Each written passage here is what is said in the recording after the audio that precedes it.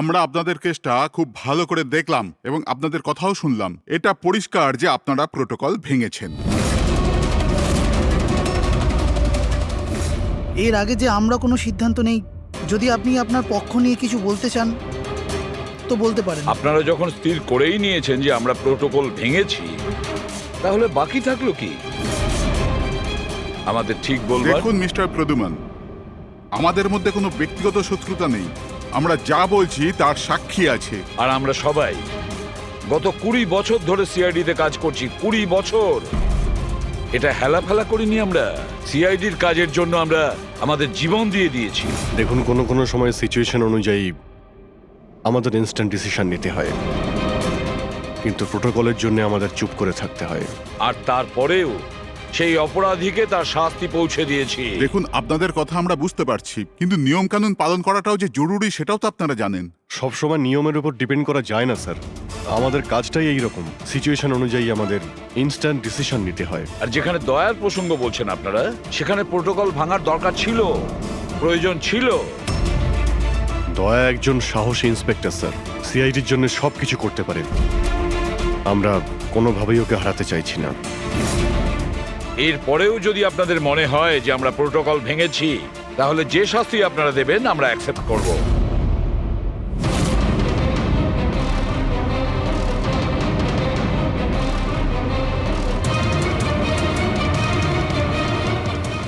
দেখুন, আমরা আপনাদের কথা মেনে নিচ্ছি, কিন্তু নিয়ম তো আপনারা ভেঙেছেন।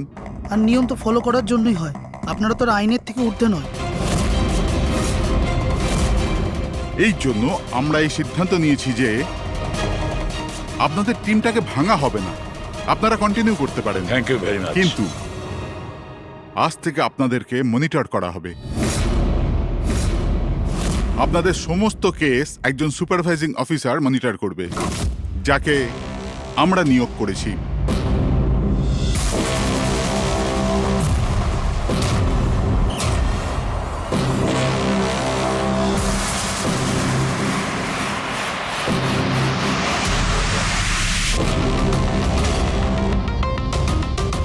হ্যালো, আমার নাম শীতল। আজ থেকে শীতলই আপনাদের মনিটর করবে। মনিটর করবে মানে? মানে এইটা হলো যে আপনাদের কেসের যাই অ্যাক্টিভিটি হোক সেটা শীতল আমাদের বলবে। আপনাদের কেসগুলোর সমস্ত খবরাখবর রাখবার অধিকার থাকবে শীতলের। আপনাদের টিম আগে থাকবে কি থাকবে না, এটাও আমরা শীতল ম্যাডামের রিপোর্টের পর সিদ্ধান্ত নেব। দেখুন, আজ পর্যন্ত আপনারা যা চেয়েছেন করেছেন, কিন্তু এখন সিচুয়েশন বদলে গেছে। আজ থেকে আপনাদের সমস্ত কেসে শীতলকে ইনভলভ করতে হবে।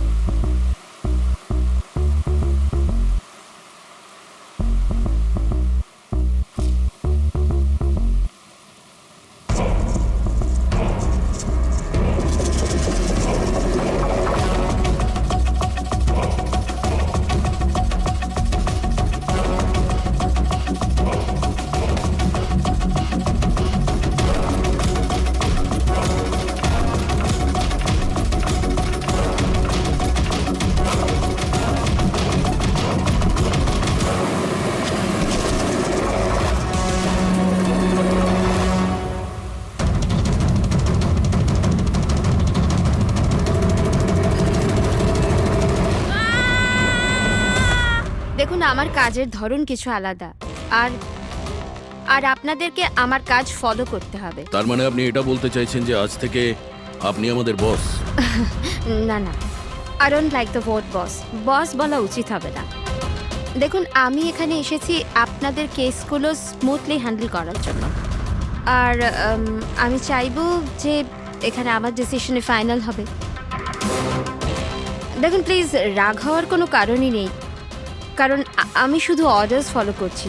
ইনফ্যাক্ট আমার কাছে অর্ডার্স আছেও। আর এখানে পরিষ্কার লেখাই আছে যে আজকের পর যে কেসেরই আপনার ইনভেস্টিগেশনস করবেন ওটা আমার নজরের মধ্যে থাকবে। ইনফ্যাক্ট আমার লুক রাখতে হবে, আর প্রত্যেকটা ইনভেস্টিগেশন কেসের রিপোর্ট আমাকে দিতে হবে, and that also includes forensic investigation. আর এখানে এটাও লেখা আছে যে কোনো সাসপেক্টের সাথে যে কোনো ফিজিক্যাল ভায়োলেন্স করার আগে আমাকে জিজ্ঞেস করতে হবে। আর দেখুন, হ্যালো এসিপি প্রদ্যুমান। আচ্ছা ঠিক আছে, আমরা আসছি। ওকে, দুটো খুন হয়েছে, আমাদের বেরোতে হবে। এত তাড়াতাড়ি বেরোবেন আপনারা? ফাইন্ড আউট করবেন না যে ওই কলটা ফ্রড নাকি সত্যি সত্যি মার্ডার হলো কিনা, এভাবে বেরিয়ে যাবেন? শীতল দেবী, আপনার কথা ভালো লেগেছে, কিন্তু ব্যাপারটা হলো দুটো খুন যেখানে হয়েছে আমাদের তাড়াতাড়ি সেখানে যেতে হবে। হ্যাঁ, আপনাকে সব রিপোর্ট আমরা পাঠিয়ে দেব। আপনাকে তো রিপোর্ট করতে হবে। Let's go.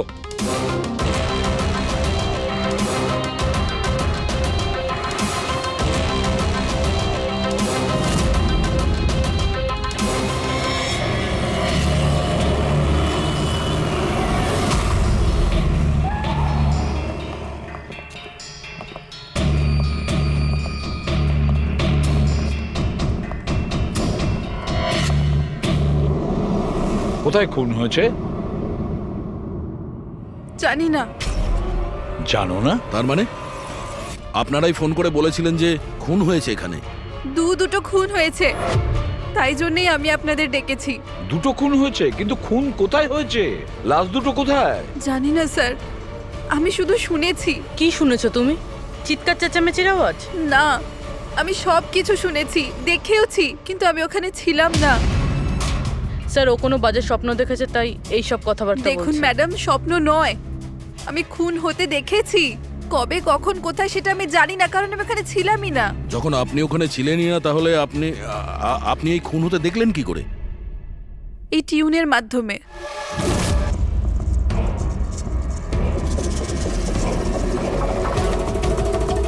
এই বিটটায় অনেক বৃষ্টি হচ্ছে, আশেপাশে গাছ আছে আর একটা ভাঙা বোটও আছে। এই এই ড্রামটায় কেউ এই লোকটাকে টেনে নিয়ে যাচ্ছে, আর এই বিটটাতে ওই ওই লোকটা ওকে পাথর দিয়ে মাথায় মারছে। আচ্ছা, তুমি ওদেরকে খুন হতে দেখেছো মিউজিকের পার্ট শুনে? এটা হয়নি তো যে এগুলো তোমার শুনে কিছু ভেবেছো, আন্দাজ করেছো? স্যার, আমি গেস করিনি। এই মিউজিক আমি দেখতে পাচ্ছি। কিন্তু মিউজিকে খুন হতে দেখা কিভাবে সম্ভব? ম্যাম, অনন্যার শরীর খারাপ তাই এরকম কথা বলছে। আপনি কে? স্যার, আমার নাম লতা, আমি এখানকার ম্যাট্রন। আমি ওকে ছোটবেলা থেকে চিনি, যখন থেকে ও অরফেনেজে এসেছে। কি অসুখ হয়েছে অনন্যার? স্যার, ওর সিনেস্থেসিয়া আছে। সেনেথেসিয়া? ম্যাম, একটা কন্ডিশন আছে।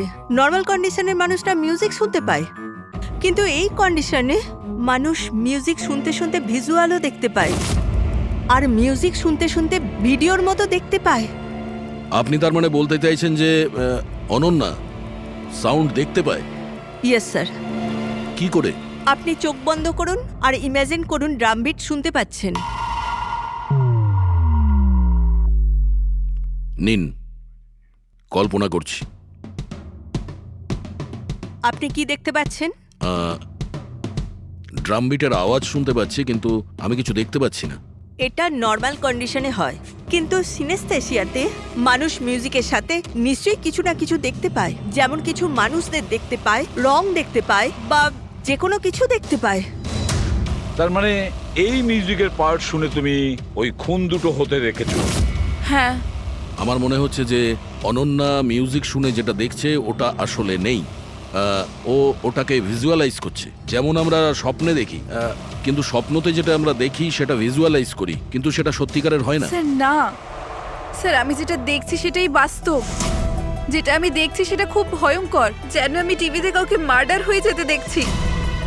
আর দুটো আলাদা আলাদা মিউজিকে দুটো আলাদা আলাদা খুন হচ্ছে, একটা পাথর দিয়ে হচ্ছে আর একটা ক্রোবার দিয়ে। আচ্ছা, আর একটা খুনের ব্যাপারে তুমি কিছু বলতে পারবে? খুনটা কোথায় হয়েছে, তার আশেপাশে কোথায় কি ছিল, খুনি কে, কি করছিল?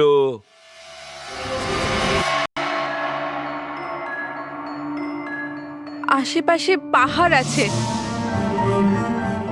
একটা লোক নিচে পড়ে আছে, নিজেকে বাঁচানোর চেষ্টা করছে। স্যার ও এসে গেছে, এসে গেছে স্যার।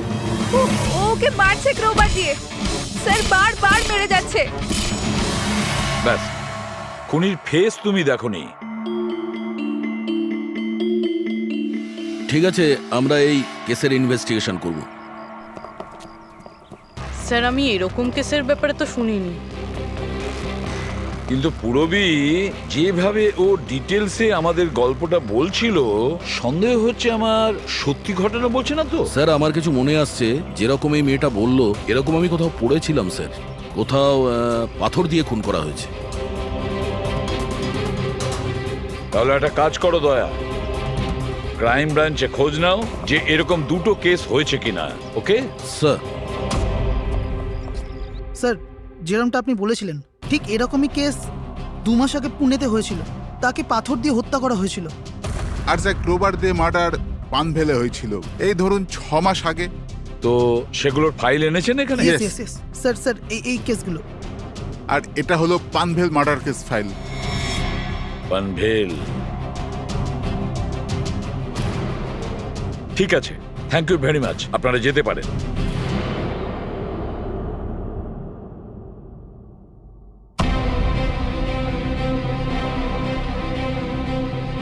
আমি খুন হতে দেখেছি, আশেপাশে গাছ আছে আর একটা ভাঙা বোটও আছে। যেটা ভিজুয়ালে দেখেছিল সেটা একদম হুবহু ওই রকম স্যার। তার মানে ও যা বলছে তার সঙ্গে মিলে যাচ্ছে। অদ্ভুত ব্যাপার স্যার, এই দুটো ঘটনার কথা আজ মিউজিক শুনে অনন্যা ভিজুয়ালাইজ করেছেন, কিন্তু এই দুর্ঘটনা দুটো একটা 6 মাস আগে আর আরেকটা তো 2 মাস আগে হয়েছে। এটি কিভাবে সম্ভব? যে মেয়েটা এই ক্রাইম সিনে ছিলই না, সে সব কিছু ভিজুয়ালাইজ কি করে করলো? আমি মানি না। আর বাই দ্য ওয়ে, এই সিনিস্থেসিয়া কি? আসলে এটা বোঝানো খুব কঠিন, কিন্তু আমি চেষ্টা করছি বোঝানোর। দেখুন, ব্যাপারটা হচ্ছে যখন আপনি কোনো বিশেষ জিনিসের ঘ্রাণ নেন, তখন তার সঙ্গে জড়িত সমস্ত স্মৃতি আপনার মনে আসে। এটা ধরুন কোনো বিশেষ ব্যক্তি বা কোনো বিশেষ জায়গা, সবকিছু। ধরে নিতে পারেন যে এই গন্ধ এক প্রকার আপনার মেমারিকে ট্রিগার করে, কিন্তু এটা শুধুমাত্র সিনিস্থেসিয়ার কন্ডিশনই হতে পারে। এই কেসে সুগন্ধর জায়গায় কোনো মিউজিকে পেয়ে গেছে। এক্স্যাক্টলি। এবার দেখুন, মেয়েটি একটা বিশেষ ধরনের মিউজিক শুনেছে। ওই মিউজিকটার একটা বিশেষ জায়গায় একটা বিশেষ ধরনের প্রিলিউড ব্যবহার করা হয়েছে, যেটা ওকে একটা গাছের স্মৃতি মনে করিয়ে দেয়। আর আরেকটা ইনস্ট্রুমেন্টেও লোকটাকে দেখেছিল। এক্স্যাক্টলি। বাস আমার মনে হয় খুনি এই খুনের ঘটনাটাকে কোনো বিশেষ পদ্ধতিতে মিউজিকে কনভার্ট করেছে। মানে হচ্ছে যখন মিউজিক বাজে তখন ওই ঘটনার সঙ্গে জড়িত সমস্ত জিনিস, সমস্ত জায়গা স্মৃতিকে আলোড়িত করে। কিন্তু এই সমস্ত কিছু সেই ভিজুয়ালাইজ করতে পারে যার সিনিস্থেসিয়া রোগ আছে, অন্য কেউ নয়। আর এটাই ওই অরফানেজের মেট্রনও বলেছে। আপনাদের কাছে এইসব কিছু অদ্ভুত লাগছে না? যাই হোক, কেস সলভ করা আমাদের কাজ।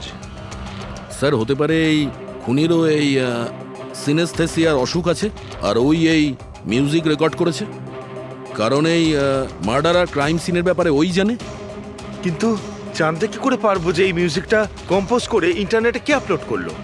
আর সেটা খুঁজবই বা কি করে স্যার? ফেডরিক, ইন্টারনেট খোলো, দেখো ইন্টারনেটে এই পার্টিকুলার মিউজিক পিসগুলো যেগুলো দুটো কেসে আছে সেগুলো কোথাও আছে কিনা।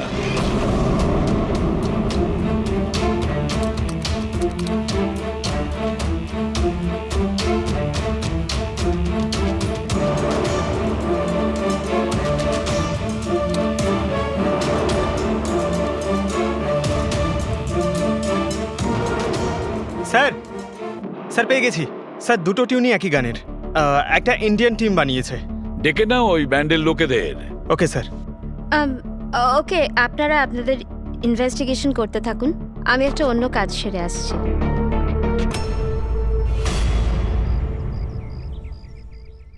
অনন্যা, আমার নাম শীতল। আমার তোমার সাথে কিছু কথা বলার ছিল। আমরা কি কথা বলতে পারি? অনন্যা, দেখো অনন্যা, আই প্রমিস বেশি সময় নেব না, ব্যাস 5 মিনিট।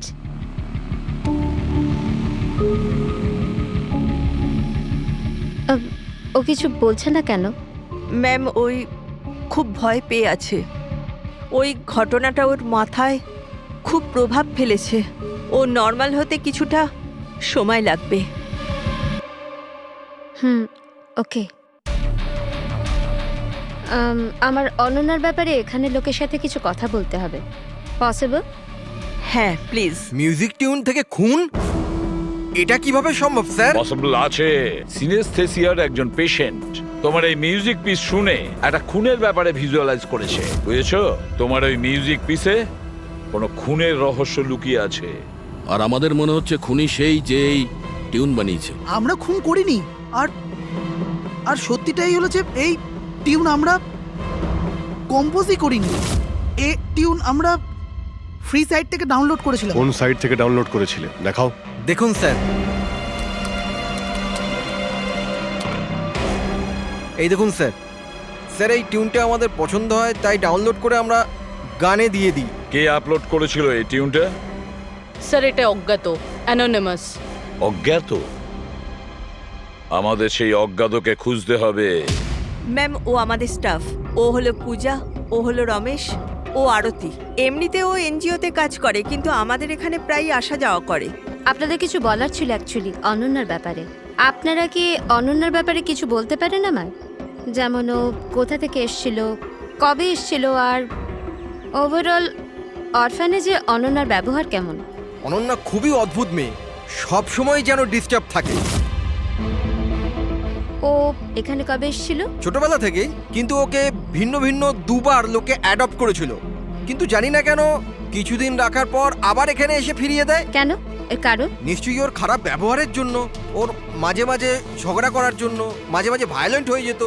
ব্যাস এই অভ্যেসটা ওর ছোটবেলা থেকেই ছিল। কি ভুলভাল বলছো তুমি? অনন্যা এমন নয়, এসব ভুল বলছে। ম্যাম সত্যি আমি এখানে প্রায় আসা যাওয়া করি কিন্তু কখনো অনন্যাকে এমন আচরণ করতে দেখিনি। ও সবই ভুল বলছে। তো তাহলে সত্যিটা কি? সত্যিটা এটাই, অনন্যা ছোট থেকে খুব কষ্টে বড় হয়েছে। হ্যাঁ, এর জন্য কখনো কখনো ও অদ্ভুত ব্যবহার করে থাকে। অদ্ভুত ব্যবহার নয় ম্যাডাম, এটা ভেবে নিন অনন্যাকে যদি কেউ ক্রস করেছে তাহলে ওর সাথে দুর্ঘটনা হবেই হবে। এই তো আগের মাসে অরফানেজের বাচ্চাদের সাথে কি হয়েছিল মনে নেই নাকি? কেন ভুলভাল বলছো? কি হয়েছিল বলো। ম্যাম আগের মাসে একটা বাচ্চার ফুড পয়জন হয়ে গেছিল, আর ওই দিনই ওর ঝগড়া অনন্যার সাথে হয়েছিল। আচ্ছা, তার মানে তুমি বলছো যে এটা অনন্যা করেছে? হ্যাঁ। ভেবে চিন্তে কথা বলো রমেশ, খুবই বাজে কথা বলছো অনন্যার নামে। মেট্রন, অনন্যাকে অরফানেজ থেকে দুটো ফ্যামিলি অ্যাডপ্ট করেছিল, কিন্তু তারা ফেরত পেয়ে যায়। এর পিছনে কোনো কারণ তো থাকবেই। হয়তো অনন্যারই কোনো দোষ ছিল, খামতি ছিল। আমি মানতে পারলাম না। এনিওয়ে, অনন্যার ব্যাপারে কি কোনো ফাইল আছে যেখানে ওসব ডিটেলস আছে? সেটা কি আমি দেখতে পারি? হ্যাঁ নিশ্চয়ই।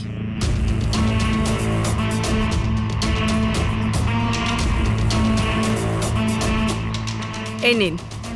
Thank you.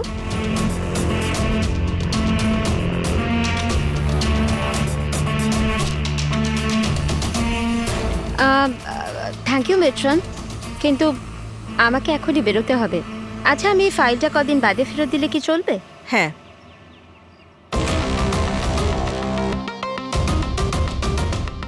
হ্যালো, আমাকে যাদের সিনেস্থেসিয়া আছে না, ওনাদের সাথে দেখা করার আছে, আর ওদের ব্যাপারে কিছু জানার আছে। এই 3 জনের সিনেস্থেসিয়া আছে। 1 মিনিট, আপনাদের কিছু দেখাতে চাই আমি।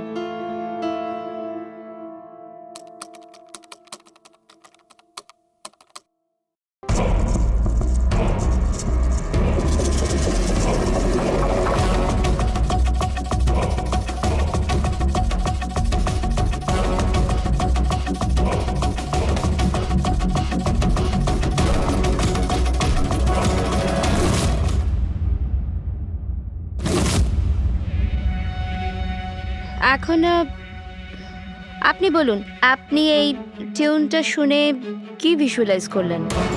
ম্যাম আমি একটা বড় ঘাস ভর্তি মাঠ দেখলাম, সেখানে গরু ঘাস খাচ্ছিল আর সূর্য পরিষ্কার দেখা যাচ্ছিল। আমি একটা নদী দেখলাম, ওখানে নৌকো ছিল আর আমি দেখলাম কিছুজন আগুন জ্বালিয়ে বসেছিল। ইন্টারেস্টিং। চলুন আপনাদের মধ্যে আপনি বলুন, আপনি কি দেখলেন? শহর শহর দেখেছি আমি, ওই ভিড়ভাট্টার জায়গা আর উঁচু উঁচু বিল্ডিং আর ওগুলোর উপর বিজ্ঞাপনের লাইট লাগানো। ইন্টারেস্টিং। 3 different interpretations. ভালোই হলো, আপনারা দেখলেনও আর নিজেদের কানে শুনলেনও। 3 জন যাদের সিনেস্থেশিয়া আছে তারা একই টিউন শুনেছিল, কিন্তু 3টে আলাদা ভিজুয়ালস দেখলো। আর ওই মিউজিক শুনে খুন হতে দেখেছে। এক্স্যাক্টলি। দুনিয়াতে একজনই মানুষ আছে যে মিউজিক টিউনটাকে খুন দিয়ে ইন্টারপ্রেট করেছে। কে? খুনি নিজেই। আর ওই খুনি আর কেউ নয়, অনন্যা। হোয়াট?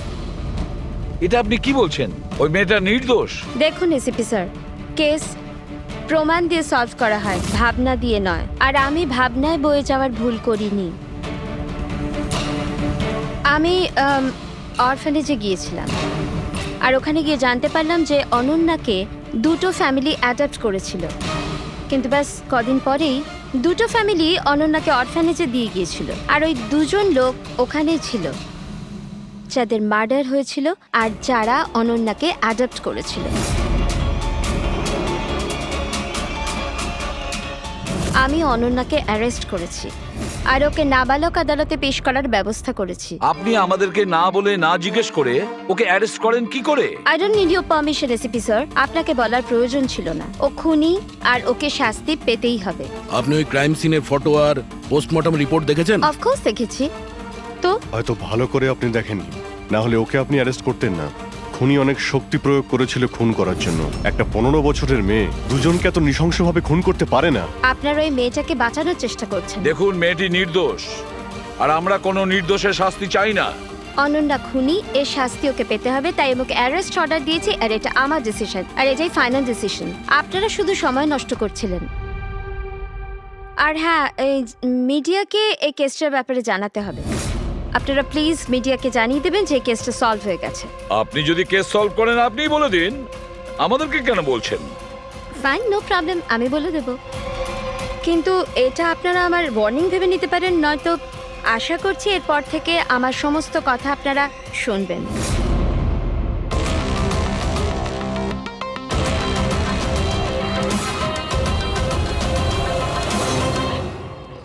আপনারা এটা জেনে খুবই খুশি হবেন যে এই কেসটা সলভ হয়ে গেছে। ম্যাম, কে খুনি? খুনি একটা 16 বছরের মেয়ে যার নাম অনন্যা। বেশ কিছুদিন ধরেও আমাদের সবাইকে বোকা বানিয়ে দিব্যি ঘুরছিল, কিন্তু আমি ওকে অ্যারেস্ট করে নিয়েছি। ম্যাম, এই কেসটা অনেক পুরনো না? হ্যাঁ, এই কেস বেশ পুরনো ছিল। ইনফ্যাক্ট বেশ কিছুদিন ধরে ওটা ক্রাইম ব্রাঞ্চের খরচের খাতায় পড়েছিল, কিন্তু সিআইডি যখনই টেক ওভার করলো 24 ঘন্টায় কেস সলভ। তো ম্যাম, আপনিও সিআইডির একজন? আগে হ্যাঁ, আমি আজই সিআইডি টিম জয়েন করেছি অ্যাজ দ্য সুপারভাইজার। আর জয়েন করতেই একদিনে কেস সলভ হয়ে গেল। যদি এই কেস অনেক সময় থেকে ঠান্ডা হয়েছিল, সিআইডি তাহলে কেন টেক ওভার করেনি এটাকে? কারণ এই টিমে আগে আমি ছিলাম না, এই জন্যে। কিন্তু ম্যাম, অন্য অনেকে তো ছিল টিমে। হ্যাঁ, এনারা প্রায় 20 বছর ধরে আছেন আর মামলা তদন্ত করতেই থাকেন, কিন্তু আসলে ওনারা কখনো কখনো ভাবুক হয়ে যান। আর কোনো কেসে ভাবুক হওয়া মানে ইনভেস্টিগেশন থেমে যায়। ইনভেস্টিগেশনের জন্য কেবল লজিকের দরকার, যেটা আমি করেছি, আর কেস সলভ হয়ে গেছে। 1 মিনিট, আমি আপনাদের ভুল ধারণা শুধরে দিচ্ছি। আসলে এই কেসটা এখনো পুরো সলভ হয়নি। হয়নি? এই তো একটু আগে বললো যে কেস সলভ হয়ে গেছে। স্যার, এই কেসে আর কি বেঁচে আছে? খুনি তো ধরা পড়ে গেছে। একদমই না, খুনিকে আমরা এখনো ধরতে পারিনি। কিন্তু ম্যাডাম তো বলছেন যে খুনি ওই মেয়েটাই। এরকম ম্যাডামের মনে হচ্ছে। আমাদের ইনভেস্টিগেশনের হিসেবে হয়তো ওই মেয়েটা নির্দোষ। স্যার, তাহলে আসল খুনি কে? ইনভেস্টিগেশন চলছে, খুব তাড়াতাড়ি আপনাদের সামনে সত্যিটা চলে আসবে। I am sorry, no more questions. সময় নেই আর। Thank you so much for coming. Thank you. আপনাদের সাহস কিভাবে হয় এই মিডিয়ার সামনে আমাকে ইনসাল্ট করার? আপনাদের এই ব্যবহারটা আমি দেখে নিলাম, and trust me, there will be consequences. খুব দ্রুত আমাদের খুনিকে ধরতে হবে, না হলে শীতল পদে পদে আমাদের বাধা দেওয়ার চেষ্টা করবে। অভিজিৎ, প্রথমে এটা খোঁজ নিয়ে দেখতে হবে যে ও যে সময় খুন হয়েছিল তখন ও কোথায় ছিল। আমাদের একটা টিম পুনে পাঠাতে হবে এই কেসটাকে তদন্ত করার জন্য, আর আরেকটা টিম পাঠাতে হবে পানভেলে। আপনারা এটা জেনে খুবই খুশি হবেন যে এই কেসটা সলভ হয়ে গেছে। খুনি একটা 16 বছরের মেয়ে। ইনফ্যাক্ট বেশ কিছুদিন ধরে ওটা ক্রাইম ব্রাঞ্চের খরচের খাতায় পড়েছিল, কিন্তু সিআইডি যখনই টেক ওভার করলো 24 ঘন্টায় কেস সলভড।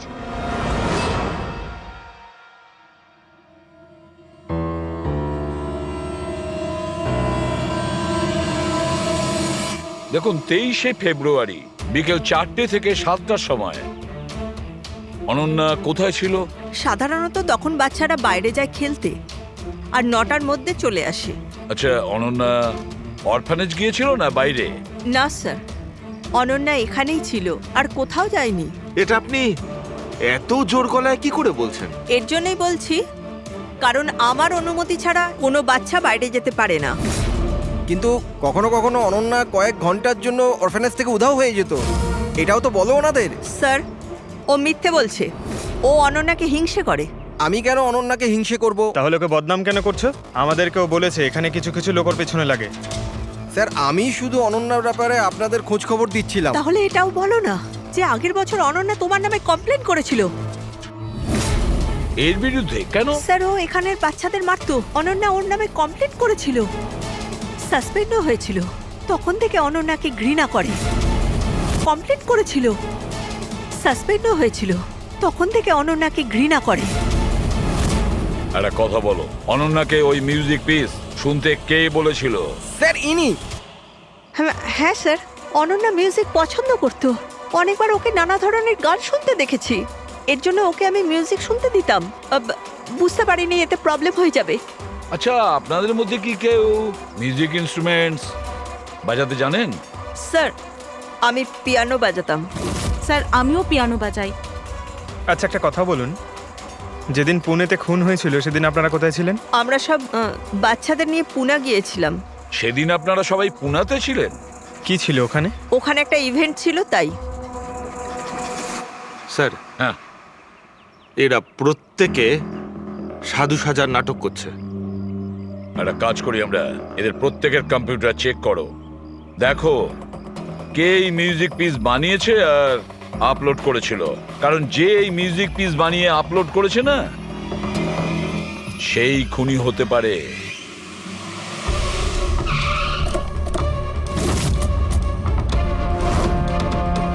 এই মেয়েটা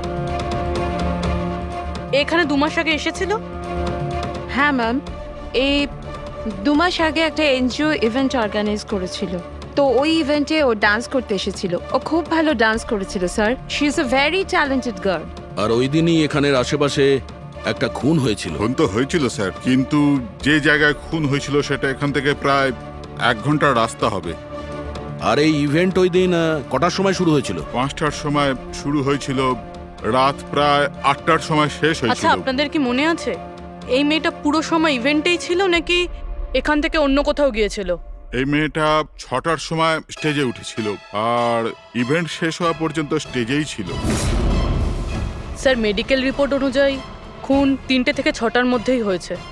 এই দেখো, এটা হচ্ছে সেই জায়গা যেখানে খুন হয়েছিল, আর এই জায়গায় ইভেন্ট ছিল। এখান থেকে এখানে পৌঁছানোর জন্য মিনিমাম 1 ঘন্টা লাগে। স্যার, হতে পারে ও দুপুরবেলায় বেরিয়ে গেছিল, খুন করে তারপরে ইভেন্ট জয়েন করেছিল।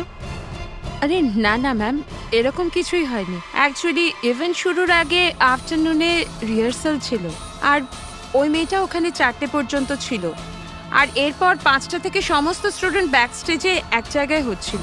4টের সময় রিহার্সালে ছিল, হ্যাঁ। আর 5টার সময় ব্যাক স্টেজ। Yes. আর একটু আগে আপনি বললেন 6টার সময়ও স্টেজে ছিল। যদি এটা হয় তো অনন্যা খুন কি করে করবে? আর যদি অনন্যা খুন না করে থাকে তাহলে খুন করলোটা কি? সমস্ত রিপোর্ট আর এভিডেন্স তৈরি করার পর আমার মনে হচ্ছে যে অনন্যা নির্দোষ। আপনার কোনো অবজেকশন? No your honour. কিন্তু স্যার, এনার কাছে পুনের মার্ডার কেসের এভিডেন্সের রিপোর্ট আছে। পানভেল মার্ডার কেসে নির্দোষ প্রমাণ করার কোনো এভিডেন্স বা কোনো রিপোর্ট নেই। এরকম হতে পারে যে অনন্যা অরফানেজ থেকে বেরিয়ে গিয়েছিল আর মার্ডার করে আবার ফিরে গিয়েছিল। It can be possible, right sir? আপনার কাছে যদি কোনো প্রমাণ থাকে তো প্লিজ দিন, যাতে এটা প্রমাণ হয় যে যখন খুন হলো অনন্যা পান ফেলেছিল। দেখুন, এভিডেন্সেস আর সাক্ষ্য প্রমাণ অনুযায়ী এই কেসটা ডিসমিস করে দেওয়া হচ্ছে। অনন্যাকে দয়া করে ছেড়ে দিন।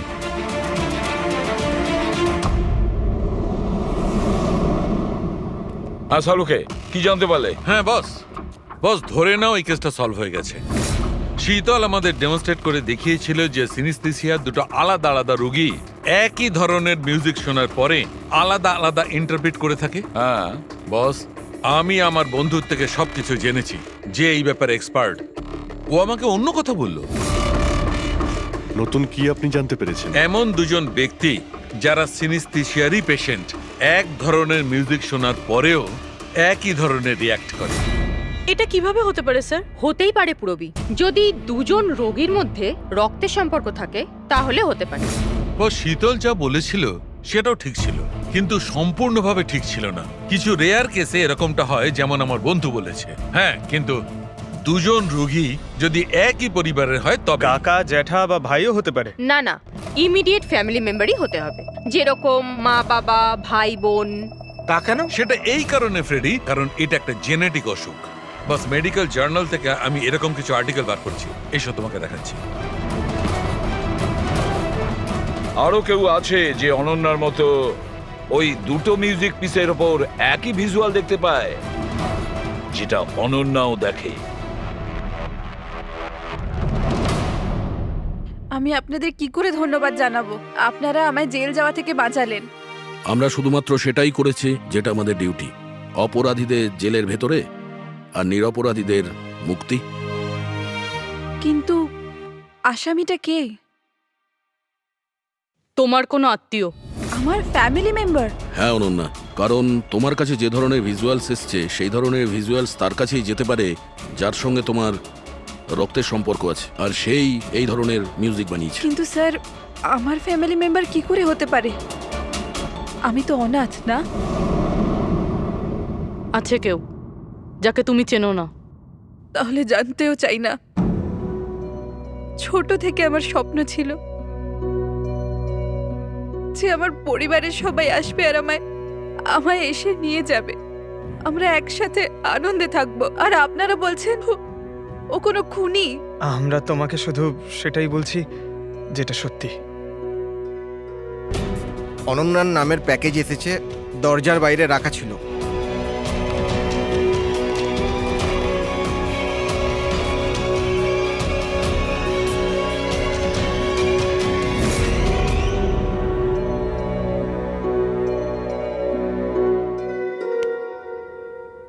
Pen drive? পঙ্কজ,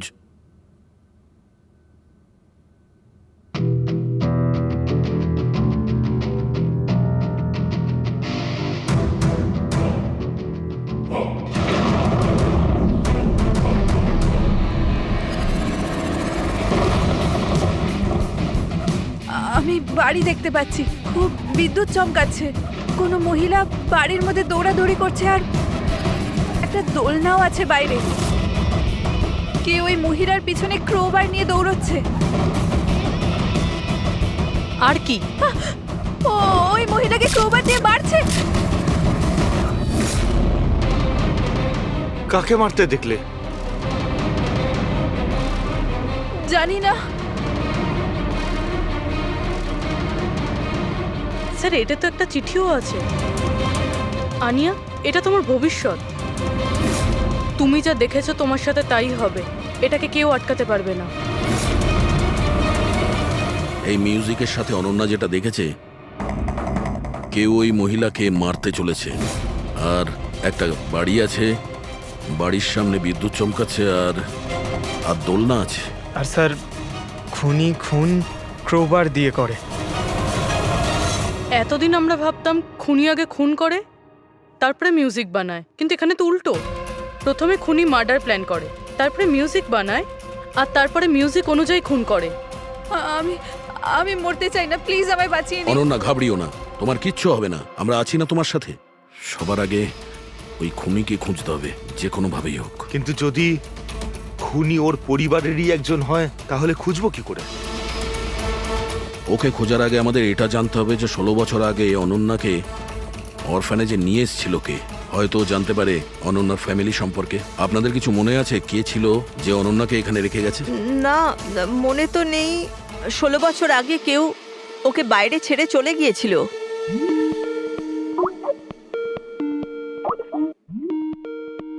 শীতল ম্যাডামের ফোন, ভিডিও কল করছে।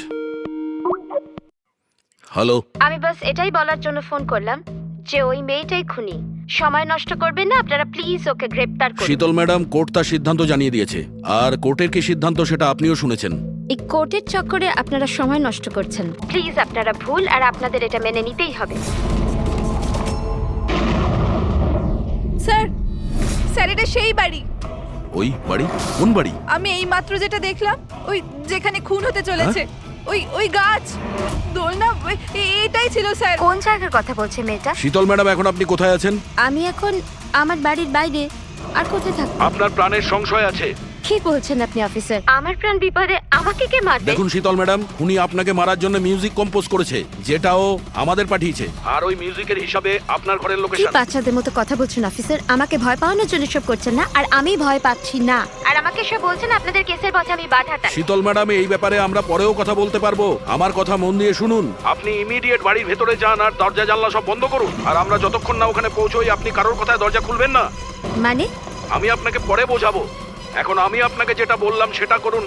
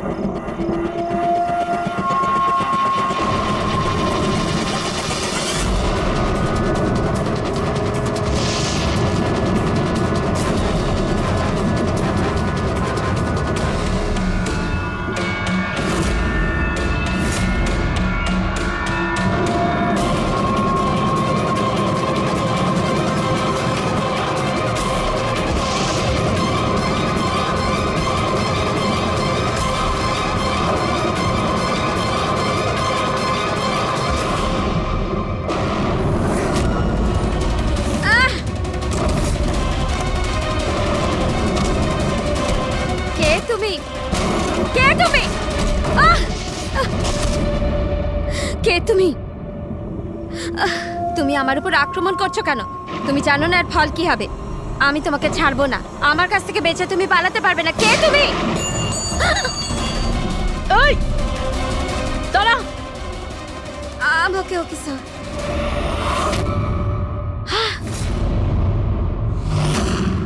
আরতি, তুমি? স্যার, আমিও পিয়ানো বাজাই।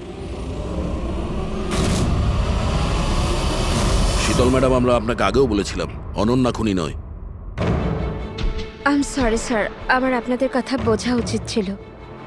আমি আমার মতো করে ইনভেস্টিগেশন করেছিলাম, আর আপনারা আপনাদের মতন। আমরা দুজনেই আমাদের ডিউটি করেছিলাম অফিসার। ট্রাস্ট মি, আমার ক্যারিয়ারে প্রথম হলো যে আমার জাজমেন্ট ভুল হলো। ওটা ঠিক আছে, আপনার মাথায় আঘাত না লেগেছে। না না, আমি ওকে। ফ্রেডি, অ্যাম্বুলেন্সকে ফোন করো তাড়াতাড়ি।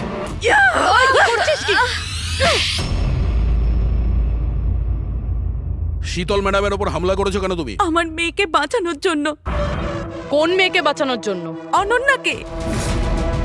অনন্যা আমার মেয়ে হয়। শীতল তাকে জেলে পাঠাতে চলেছিল, এই জন্য আমি ওকে শিক্ষা দিতে চেয়েছিলাম। আর খুন কেন করেছো? 17 বছর আগে যখন আমি প্রেগনেন্ট ছিলাম, আমার স্বামী আমাকে মানসিক হসপিটালে পৌঁছে দিয়েছিল। কারণ আমি মানসিকভাবে অসুস্থ ছিলাম। ওখানে আমি 15 বছর ছিলাম। কিন্তু কিন্তু কি? কিন্তু আমার স্বামী আমার মমতার গলা টিপে দিয়েছিল। কি করে? অনন্যা ওখানেই জন্মেছিল, কিন্তু ওকে আমার কাছ থেকে ছিনিয়ে নিয়েছিল।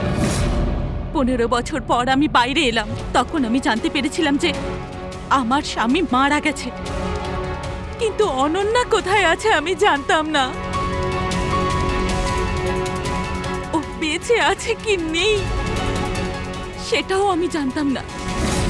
আমি অনেক অরফানেজে ওকে খোঁজার চেষ্টা করেছিলাম, ওকে কোথাও পেলাম না। ওর ব্যাপারে কি করে জানতে পারলেন আপনি? 6 মাস আগে যখন আমি এই অরফানেজে এলাম, তখন আমি অনন্যার কেস ফাইল পেলাম। আমি জানতে পারলাম যে অনন্যাকে 2 জন মানুষ অ্যাডপ্ট করেছে, আর তারপর ওকে ফেরত পাঠিয়ে দিল। কিন্তু যখনই আমি জানতে পারলাম যে অনন্যার সিনেস্থেশিয়া আছে আর ও সব দেখতে পাচ্ছে যেটা আমি মিউজিকে প্ল্যান করেছিলাম, তখনই আমি রিয়েলাইজ করলাম যে অনন্যা আমারই মেয়ে। এই জন্য আমি 2 জনকে খুন করে দিলাম। আমি ওই মানুষগুলোকে ঘেন্না করি যারা অনাথ বাচ্চাকে অ্যাডপ্ট করার পরেও তাদের ফিরিয়ে দিয়ে যায়। আমি অনন্যাকে সবকিছু বলে দিতে চেয়েছিলাম, কিন্তু আপনাদের অনুসন্ধানের ফলে আমি থেমে গেলাম, কেননা আমার মনে হলো যে আপনারা অনন্যাকে সন্দেহ করবেন। এই জন্য আমি চিঠি পাঠিয়ে আপনাদের মন অন্যদিকে ফিরিয়ে দেওয়ার চেষ্টা করেছিলাম, কিন্তু আপনারা আমার প্ল্যানকে ভেস্তে দিলেন। যে মেয়েকে পাওয়ার জন্য তুমি 2টো জীবন নিয়েছো, এখন সারা জীবন ওই মেয়ের থেকে দূরে থাকতে হবে তোমায়, জেলের ভেতরে।